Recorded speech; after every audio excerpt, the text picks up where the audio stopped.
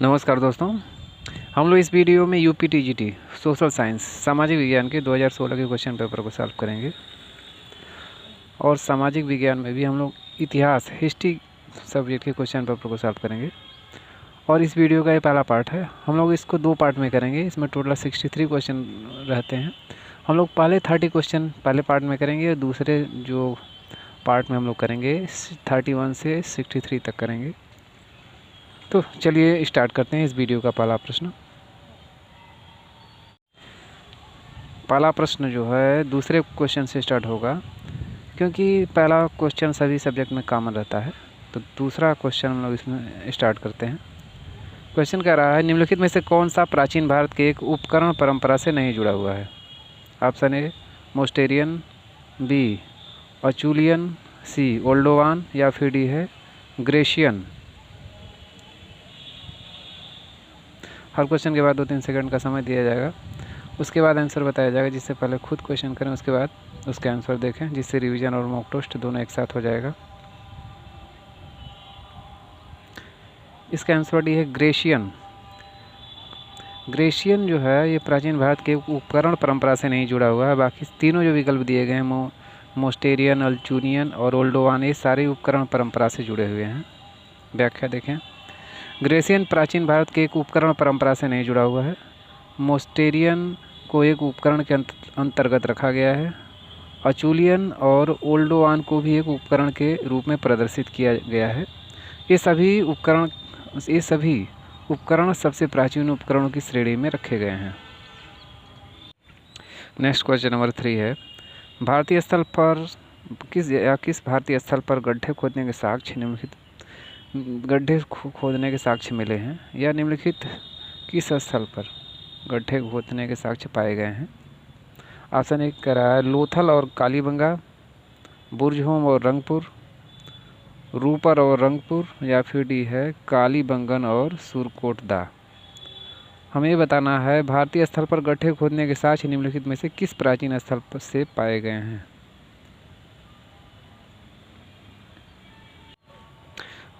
इसका answer B है बुर्जहोम और रंगपुर। बुर्जहोम और रंगपुर से गड्ढे खोदने के साक्ष्य पाए गए हैं। व्याख्या देखें। नवपाषाणकालीन युग के प्रथम प्रसार उपकरण। उत्तर प्रदेश के टोंस नदी घाटी में सर्वप्रथम 1860 ईस्वी में लेन में सूनियर ने प्राप्त किया। नवपाषाणकालीन स्थल बुर्जहोम एवं गुफा कराल जो कश्मीर प्रांत में स्थित है, वहाँ से बुर्जहोम एवं गुफा कराल से अनेक गर्तावास, मृदभांड तथा हड्डी के कई औजार प्राप्त हुए हैं। बुर्जहोम से प्राप्त कब्रों में पालतू कुत्तों को माली के साथ दफनाया जाता था।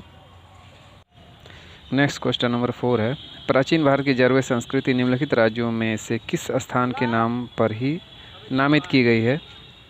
Option A Rajasthan, B Gujarat, C Karnataka या फिर डी है महाराष्ट्र।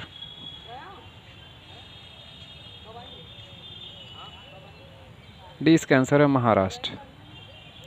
महाराष्ट्र से जो है जरवे संस्कृति महाराष्ट्र में पाई गई है। व्याख्या देखें।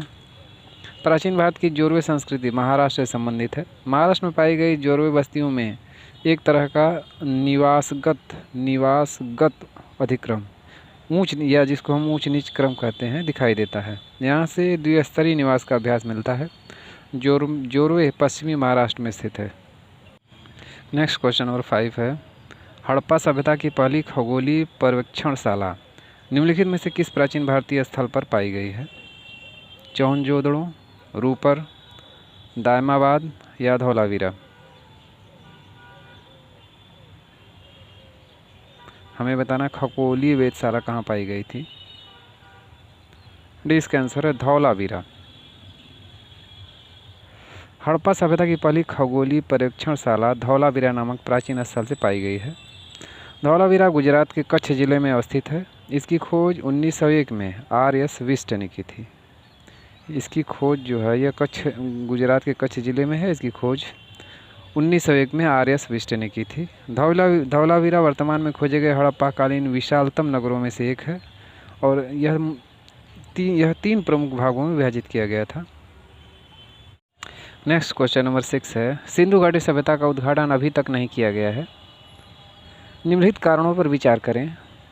इसमें 3 कारण दिए गए हैं और बताना है कौन सही कारण है। पहला कारण है उनकी भाषा के बारे में कोई जानकारी नहीं है। दूसरा, अभिलेखों की छोटी लंबाई। तीसरा, द्विभाषा लेखों की अनुपस्थिति। हमें कूट की सहायता से सही उत्तर का चयन करना है। पहले ऑप्शन में दिया गया है केवल 1, दूसरे में 1 और 2 है, तीसरे ऑप्शन सी ऑप्शन में 1 और 3 है और डी ऑप्शन में 1, 2 और 3 तीनों है।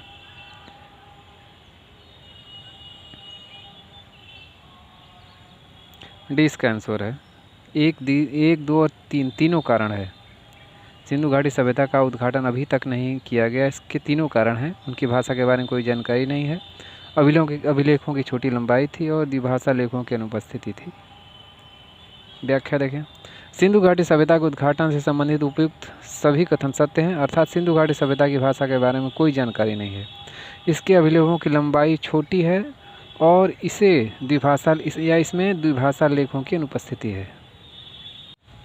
नेक्स्ट क्वेश्चन नंबर 7 है, ऋग्वेद संहिता की 1/4 ऋचाएँ, यहाँ पे डॉट डॉट दिया गया है, को निर्देशित हैं या किसको निर्देशित हैं। ऑप्शन ए रुद्र, बी मारुत, सी असी या फिर डी है इंद्र।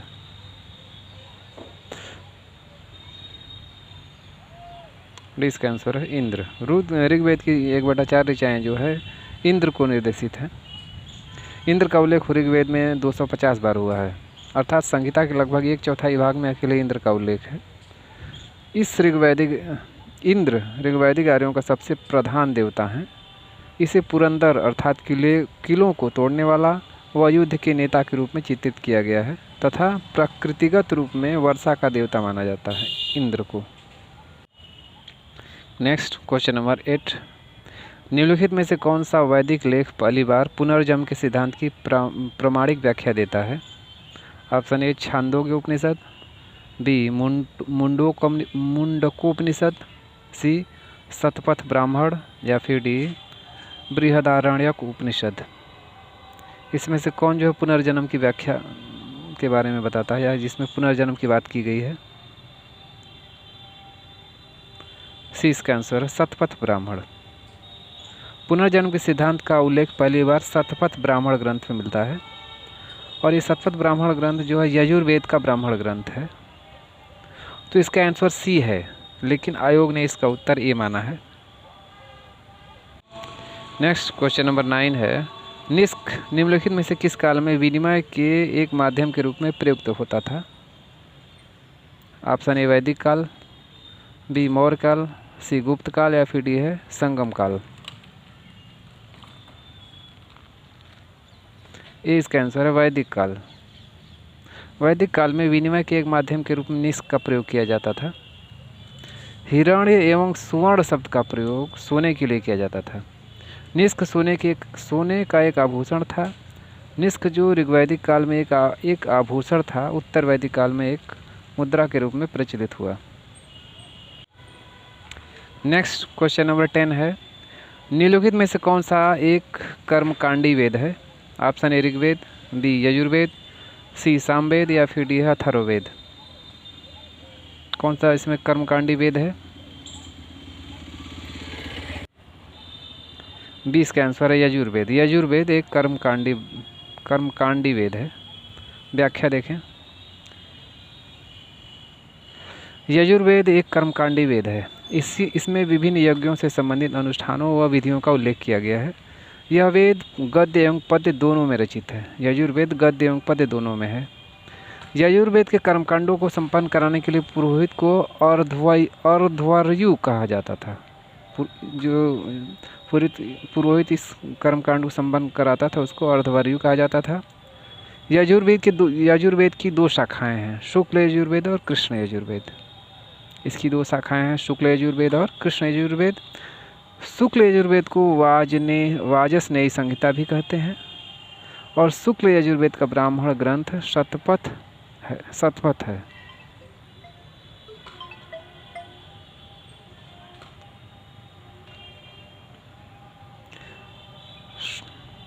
शुक्ल यजुर्वेद का जो ब्राह्मण ग्रंथ है वो शतपथ ब्राह्मण है व कृष्ण यजुर्वेद का ब्राह्मण ग्रंथ तैत्तरीय है। कृष्ण यजुर्वेद का ब्राह्मण ग्रंथ तैत्तरीय है। तमसो मा ज्योतिर्गमय या हमें अंधकार से प्रकाश की ओर ले चलो, यह निम्नलिखित में से किस उपनिषद में आता है? Option A Chandogya, B Mandukya, C Mundaka या फिर डी है बृहदारण्यक।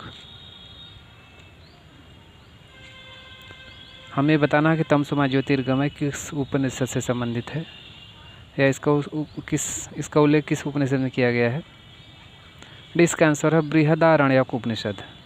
तमसो मा ज्योतिर्गमय जो है ये बृहदारण्यक उपनिषद में इसका उल्लेख है। व्याख्या देखें, बृहदारण्यक उपनिषद में तमसो मा ज्योतिर्गमय या हमें अंधकार से प्रकाश की ओर ले चलो का उल्लेख किया गया है। इसी उपनिषद में याज्ञवल्क और गार्गी संवाद का उल्लेख है। यह सबसे बड़ा उपनिषद है। नेक्स्ट क्वेश्चन नंबर 12 है, जैन धर्म में एक पृथक संप्रदाय के रूप में श्वेतांबर की स्थापना कहाँ, यहाँ डॉट डॉट दिया गया है, में परिणित हुई या किस स्थान में परिणित हुई? पहला ऑप्शन दिया है राजगृह, दूसरा बी है वल्लभी, सी उज्जैन या फिर डी है सांची। हमें बताना है किस स्थान से जो है जैन धर्म में पृथक संप्रदाय के रूप में श्वेतांबर की स्थापना हुई।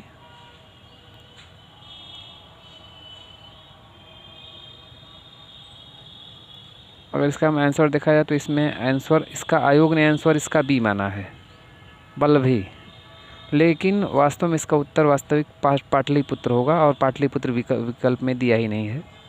अभी हम इसकी व्याख्या देखेंगे तो हमारा एक क्वेश्चन क्लियर हो जाएगा।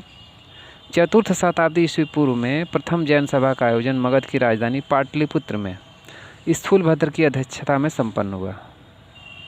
इसी सभा में जैन धर्म का विभाजक श्वेतांबर एवं दिगंबर नामक दो संप्रदाय में हुआ। पाटलिपुत्र में ही जैन धर्म जो है दो भागों में बट गया, श्वेतांबर एवं दिगंबर में। श्वेतांबर का अर्थ होता है श्वेत वस्त्र धारण करने वाले लोग और दिगंबर का अर्थ होता है आसमान, या ये आसमान ही हमारा वस्त्र है। स्थूलभद्र के अनुयायी श्वेतांबर जबकि भद्रबाहु के अनुयायी दिगंबर कहलाए। स्थूलभद्र के जो अनुयायी थे वे श्वेतांबर कहलाए और भद्रबाहु के अनुयायी दिगंबर कहलाए। अतः इसका सही उत्तर पाटलिपुत्र होगा, जबकि आयोग ने इसका उत्तर जो है बी बताया है। नेक्स्ट क्वेश्चन नंबर 13 है, निम्नलिखित में से कौन सा बौद्ध धर्म के विस्तार का प्रथम मूर्त साक्ष्य माना जाता है? बुद्ध की मूर्ति, अशोक के शिलालेख, महाविभाषा या फिर डी है जातक कथाएं। हमें बताना है कौन सा जो है बौद्ध धर्म के विस्तार का प्रथम मूल साक्ष्य माना जाता है, किसको माना जाता है? 20 का आंसर है अशोक के शिलालेख। अशोक के शिलालेखों को बौद्ध धर्म के विस्तार का प्रथम मूल साक्ष्य माना जाता है। राजाभिषेक से संबंधित मास्की के लघु शिलालेख में अशोक ने स्वयं को बुद्ध शाक्य कहा है। नेक्स्ट क्वेश्चन नंबर 14 है, केवल एक ही शिलालेख है जिसमें अशोक ने करारोपण के बारे में बात की है। इसमें से कौन सा वह शिलालेख है? ऑप्शन ए भाब्रू, बी निगाली सागर स्तंभ शिलालेख, सी रूमिनदेई स्तंभ शिलालेख या फिर डी है बराबरा गुफा शिलालेख। हमें इसमें बताना कि करारोपण के बारे में किस में बात की गई है, किस शिलालेख में? सी इसका आंसर है रूमिनदेई स्तंभ शिलालेख। रूमिनदेई स्तंभ शिलालेख में अशोक ने करारोपण का उल्लेख किया है। यह शिलालेख नेपाल की तराई में स्थित है। इस अभिलेख से ज्ञात होता है कि अशोक ने अपने राज्याभिषेक के 20वें वर्ष यहाँ आया था। अशोक जो है अपने राज्याभिषेक के 20वें वर्ष यहाँ आया था। उसने यहाँ धार्मिक कर बलि को माफ़ कर दिया तथा भूमि कर घटाकर 1/8 कर दिया। इसे आर्थिक अभिलेख भी कहा जाता है। नेक्स्ट क्वेश्चन नंबर 15, निम्नलिखित में से कौन से कार्य अशोक द्वारा नियुक्त रज्जुक निष्पादित करते थे? ऑप्शन ए राजस्व कार्य, बी है न्यायिक कार्य, सी है धार्मिक कार्य या फिर डी है सैन्य कार्य। 20 का आंसर है न्यायिक कार्य। अशोक द्वारा नियुक्त रज्जुक न्यायिक कार्य निष्पादित करते थे। अशोक के स्तंभलेख 3 और 7 में युक्त रज्जुक व प्रादेशिक नामक अधिकारियों की नियुक्ति का उल्लेख है। नेक्स्ट क्वेश्चन नंबर 16 देखें 16, पुष्यमित्र शुंग के बाद शासक कौन बना था? ऑप्शन ए अग्निमित्र, बी सुज्येष्ठ, सी पुष्यमित्र, या फिर डी है देवभूमि। इसका आंसर है अग्निमित्र। पुष्यमित्र शुंग के बाद उसका शासक अग्निमित्र बना। शुंग वंश की स्थापना 1805 ईस्वी में हुई थी। मौर्य सेनापति शुंग ने अंतिम मौर्य शासक बृहदर्ष की हत्या करके इसकी स्थापना की। पुष्यमित्र शुंग कट्टर ब्राह्मणवादी था। इसकी मृत्यु के बाद उसका पुत्र अग्निमित्र शासक बना।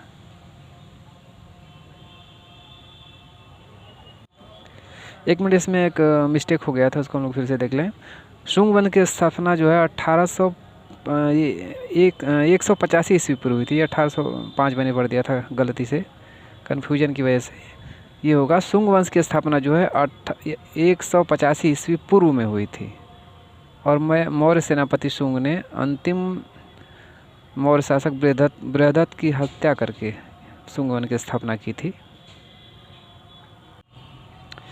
नेक्स्ट क्वेश्चन नंबर 17, निम्नलिखित में से किसने सौलोन के बौद्ध राजा मेघवर्मन को बोध गया में विहार बनाने की अनुमति दी? ऑप्शन ए चंद्रगुप्त द्वितीय विक्रमादित्य, बी समुद्रगुप्त, सी स्कंदगुप्त, या फिर डी है कुमारगुप्त।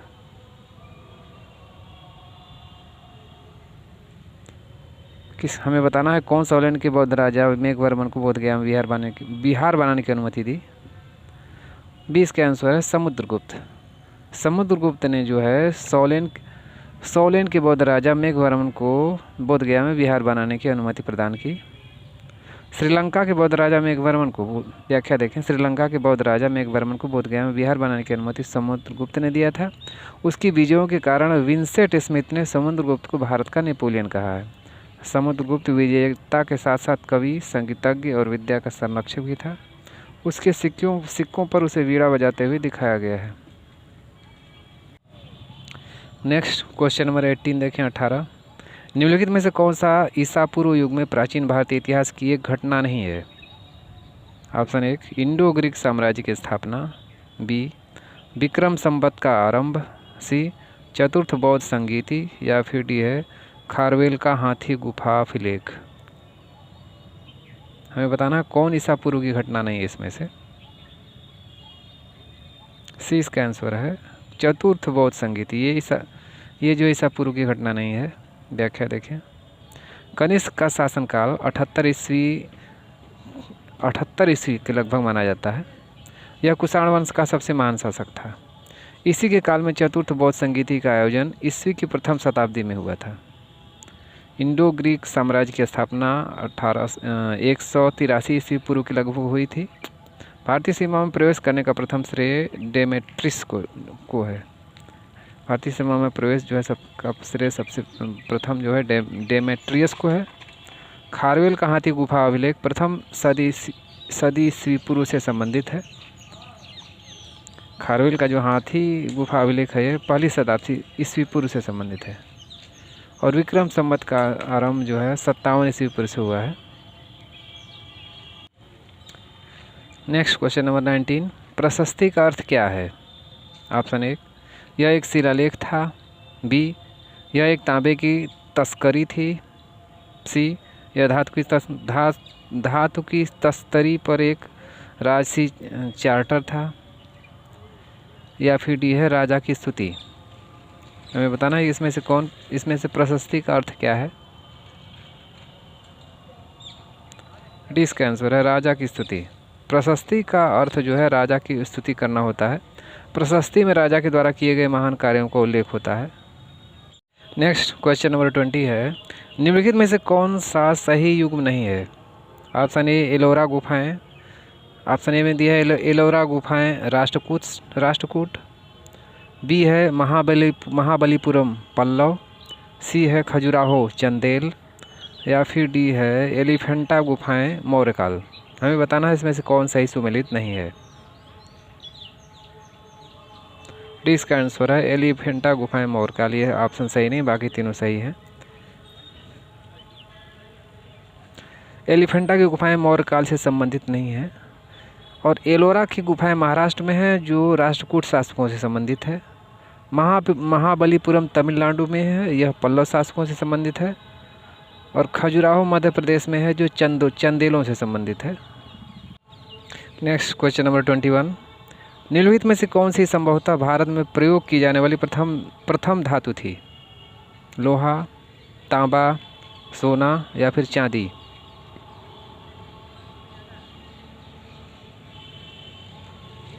बीस का आंसर है तांबा।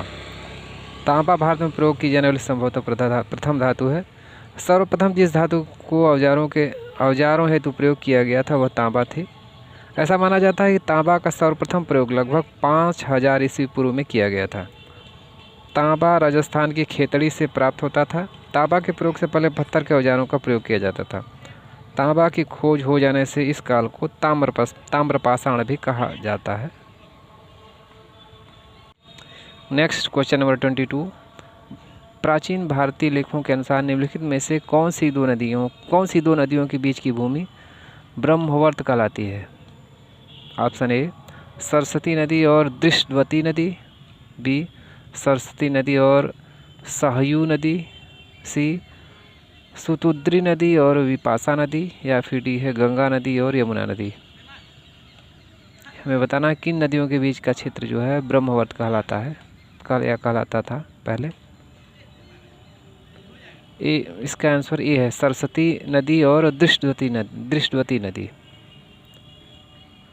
मनुस्मृति में दृष्टवती और सरस्वती के मध्य का क्षेत्र ब्रह्मवर्त कहा गया है। दृष्टवती की पहचान राजस्थान की हकरा नदी से की जाती है। दृष्टवती सरस्वती नदी की सहायक नदी मानी जाती है जो राजस्थान में बहती थी। सरस्वती नदी ऋग्वेद की सबसे पवित्र नदी है। इसे नदियों में श्रेष्ठ अर्थात नदीतमा कहा गया है। गंगा व यमुना नदी के क्षेत्र ब्रह्मर्षि देश गंगा व यमुना नदी के क्षेत्र को, यहाँ पे क्षेत्र को होना चाहिए, गंगा और यमुना नदी के क्षेत्र को ब्रह्मर्षि देश कहा गया है। नेक्स्ट क्वेश्चन नंबर 23, निम्नलिखित में से क्या ईसा की प्रथम सदी के आसपास विकसित मथुरा कला शैली में मूर्ति कला के लिए प्रयुक्त होता था?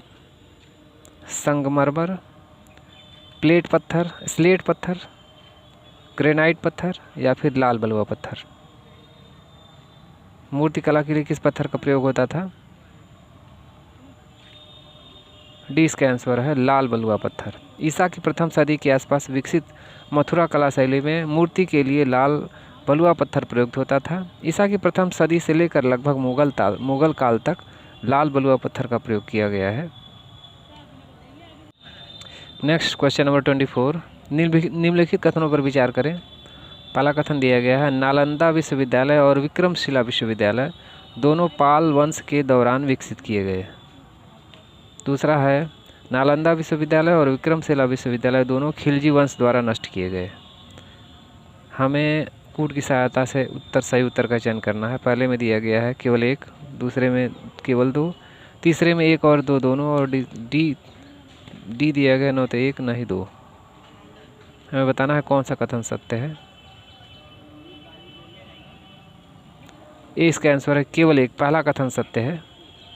पहले कथन में जो दिया गया है नालंदा विश्वविद्यालय और विक्रमशिला विश्वविद्यालय दोनों पाल वंश के दौरान विकसित किए गए थे, ये कथन सही है। हम सबसे पहले देखें पाल वंश का जो शासन काल था कब से कब तक था, इसमें दिया नहीं गया है, यहाँ पे ब्लू लाइन में आपको मिल जाएगा। पाल वंश का शासन काल जो है 750 ईस्वी से लेकर के और 1260 ईस्वी तक रहा। इसी दौरान जो है विक्रमशिला विश्वविद्यालय और नालंदा विश्वविद्यालय दोनों विकसित हुए। गुप्त वंश के शासक कुमार गुप्त के शासनकाल में नालंदा विश्वविद्यालय की स्थापना जो है 427 ईस्वी में हुई थी। इस विश्वविद्यालय को ऑक्सफोर्ड ऑफ महाबौद्ध कहा जाता है। पाल वंश के संस्थापक गोपाल के बाद उसका पुत्र धर्मपाल बंगाल का शासक बना। उसे उत्तरापद स्वामी कहा जाता है। धर्मपाल एक उत्साही बौद्ध था। उसके लेखों में उसे परम सौगात कहा गया है। उसने बिहार में विक्रमशिला विश्वविद्यालय की स्थापना जो है धर्मपाल बिहार में विक्रमशिला विश्वविद्यालय की स्थापना उसने 783 से 820 ईस्वी के पूर्व करवाई थी। नालंदा विश्वविद्यालय और विक्रमशिला विश्वविद्यालय जो दिया गया दूसरा ऑप्शन दिया गया है, ये 1290 से 1300 ईस्वी के खिलजी वंश का जो शासनकाल है 1290 से 1320 ईस्वी तक का माना जाता है और इनके द्वारा नष्ट नहीं किया गया था, बल्कि इन्हें कुतुबुद्दीन ऐबक के सेनापति बख्तियारुद्दीन मोहम्मद बख्तियार खिलजी द्वारा 1202 ईस्वी में नष्ट किया गया। अतः कथन एक केवल सत्य है। एक बार फिर से देखें कब नष्ट किया गया था ये नालंदा विश्वविद्यालय।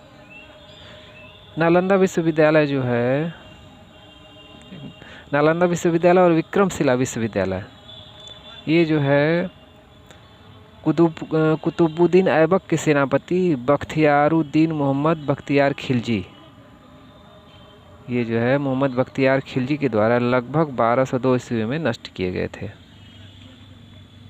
नेक्स्ट क्वेश्चन नंबर 25, ग्वालियर के निकट बाघ की गुफाएं निम्नलिखित में से किस युग की चित्रकला का प्रतिनिधित्व करती हैं? ऑप्शन ए मौर्य युग, बी गुप्त युग, सी कुषाण युग या फिर डी है राजपूत। ये राजपूत यंग दिया गया, हालांकि राजपूत युग होना चाहिए। बी इसका आंसर है गुप्त युग। ग्वालियर के निकट बाघ की गुफाएं जो है गुप्त युग का प्रतिनिधित्व करती, गुप्त युग की चित्रकला का प्रतिनिधित्व करती हैं। व्याख्या देखें, ग्वालियर के निकट बाघ की गुफाएं गुप्त काल की चित्रकला का प्रतिनिधित्व करती हैं। कला एवं साहित्य के विकास की दृष्टि से गुप्त काल को भारतीय इतिहास का क्लासिकी युग अथवा स्वर्ण युग कहा गया है। गुप्त काल में चित्रकला का विकास हुआ था। इस काल के चित्रों के अवशेषों को बाघ की गुफाओं, अजंता की गुफाओं तथा बादामी की गुफाओं में देखा जा सकता है। Next question number 26, Firoz Shah Tughlaq के शासनकाल में निम्नलिखित में से कौन सा कर युद्ध के दौरान प्राप्त लूट के माल का 1/5 था? खराज, खुम्स, जकात या फिर जजिया। बी इसका आंसर है खुम्स। फिरोज शाह तुगलक के शासन के दौरान जो है युद्ध के दौरान प्राप्त लूट के माल पर जो कर लगता था उसको खुम्स कहते थे। व्याख्या देखें, फिरोज शाह तुगलक ने खुम्स युद्ध के दौरान लूट का माल जो 1/5 भाग कर के रूप में लिया जाता था, ये कर लगाया। फिरोज शाह तुगलक ने 23 प्रचलित करों को समाप्त करके इस्लामिक शरीयत कानून द्वारा अनुमानित प्राप्त केवल 4 करों खराज, जकात, जजिया और खुम्स को आरोपित किया। फिरोज शाह तुगलक दिल्ली सल्तनत का प्रथम शासक था जिसने ब्राह्मणों पर भी जजिया कर लगाया।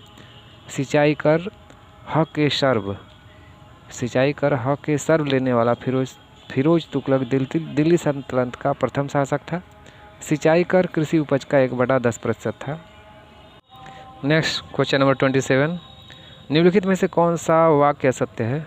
ऑप्शन ए सिकंदर लोदी ने आगरा की स्थापना की, बी हरिहर प्रथम ने दक्षिण के विजयनगर राजवंश की स्थापना की, सी बलबन ने कुतुब मीनार का निर्माण पूर्ण करवाया या फिर डी सभी सही है। सी इसका आंसर है बलबन ने कुतुब मीनार का निर्माण पूर्ण करवाया। कथन असत्य है, बाकी सारे कथन सत्य दिए गए हैं। व्याख्या देखें इसकी, कुतुब मीनार का निर्माण दिल्ली में हुआ था। इसका निर्माण ऐबक ने शुरू करवाया, कुतुबुद्दीन ऐबक ने शुरू करवाया। उसकी योजना 225 फीट ऊंची 4 मंजिला इमारत बनाने की थी, किंतु ऐबक के समय एक ही मंजिला इमारत बन पाई थी। 3 मंजिल का निर्माण इल्तुतमिश के समय पूरा हुआ। फिरोज तुगलक के समय इसकी चौथी मंजिल क्षतिग्रस्त हो गई। उसने इसके स्थान पर 2 और मंजिलों का निर्माण करवाया। इस प्रकार यह इमारत अब 5 मंजिला हो गई है। कुतुब मीनार के निर्माण में बलबन का कोई योगदान नहीं था। नेक्स्ट क्वेश्चन नंबर 28, निम्नलिखित में से कौन सा शासक मामलुक वंश का था? Option A Alauddin Khilji, B Ibrahim Lodi, C Balban या फिर डी है मोहम्मद गोरी। कौन सा शासक मामलुक वंश का था इसमें से? सी इसका आंसर है बलबन। बलबन जो है ये मामलुक वंश से संबंधित था। व्याख्या देखें, सल्तनतकालीन शासक बलबन मामलुक वंश से संबंधित था। 1206 से 1290 ईस्वी में दिल्ली पर शासन करने वाले सुल्तान 3 अलग अलग वंशों से संबंधित थे। कुतुबुद्दीन ऐबक ने कुतवी, इल्तुतमिश ने शमसी व बलबन ने बलबनी वंश की स्थापना की।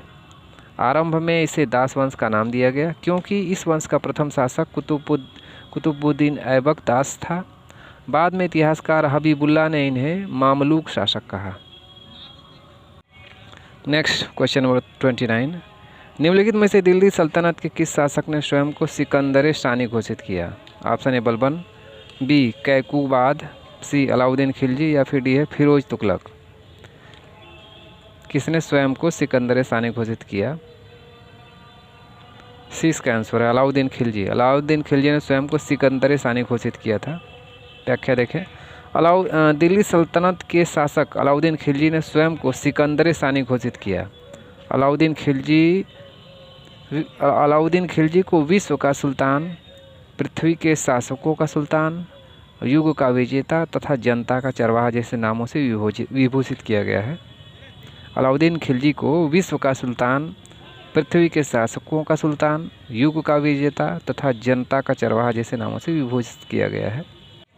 नेक्स्ट क्वेश्चन नंबर 30, महान मुगल साम्राज्य के संस्थापक बाबर ने अपना वंश जोड़ा था या किससे जोड़ा था? ऑप्शन ए, पिता के वंश से तैमूर और माता के वंश से चंगेज खान, बी पिता के वंश से चंगेज खान और माता के वंश से तैमूर, सी पिता और माता के वंश से चगाई तुर्क, या फिर डी है पिता और माता के वंश से मंगोलाई।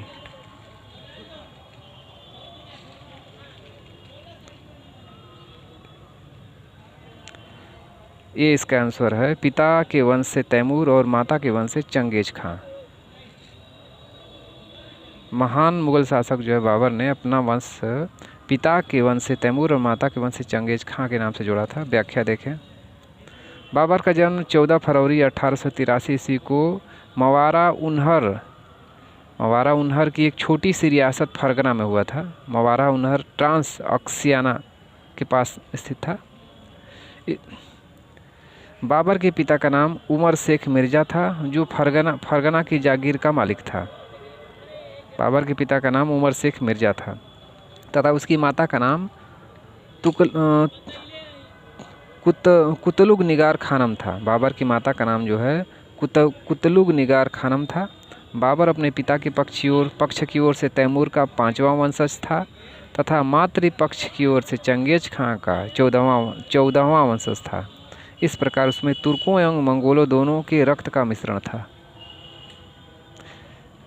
इस प्रकार इस वीडियो का लास्ट क्वेश्चन था। अगर ये वीडियो पसंद आए तो इसे लाइक और शेयर जरूर करें तथा हमारे चैनल को सब्सक्राइब कर लें और बेल आइकन की घंटी को भी प्रेस कर लें, जिससे मेरी आने वाली हर वीडियो की नोटिफिकेशन आपको तुरंत मिले।